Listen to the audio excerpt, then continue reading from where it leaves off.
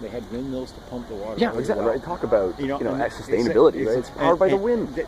And so the Dutch had that figured out. Really. And it was all basically about water, really. Hydrography. They needed to pull the water out of the well. Like now there's a whole bloody industry of people finding old windmills. And they're actually taking them down and restoring them. Smart move, yeah. Because they're actually quite a good unit. They're built heavy duty. They last. We can see from the one in Broadway, they last, yeah. It's well designed. Again, But no, we don't want windmills because they don't look nice. They're eyesores. It's the sound. It's not health. In Europe, like every little town buys one that's up on the hill, and they're all just because they actually have an invested interest because they actually spent the money to put them up.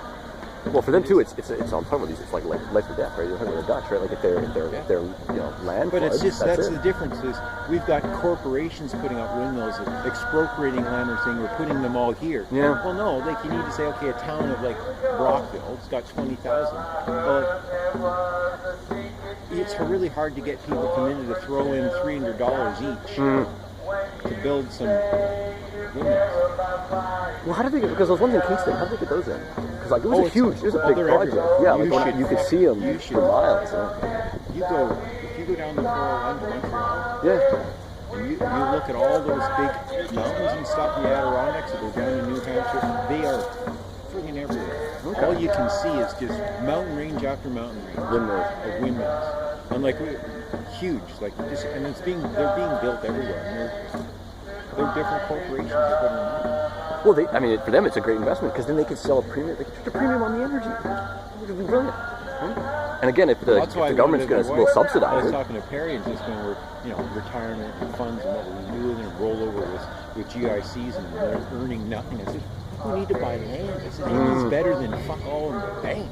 They can't guarantee anything. And then when the Hydro 1 is for sale, Ontario Hydro 1. I don't know. It's just opened up this week. It's the wind government. It's the largest. It's the largest government going private in history. Whoa! So they're privatizing. So what they're privatizing Hydro One, and it's been like 10 years, and no one wants to do it. So now it's opened it up. The first phase sold out in a day.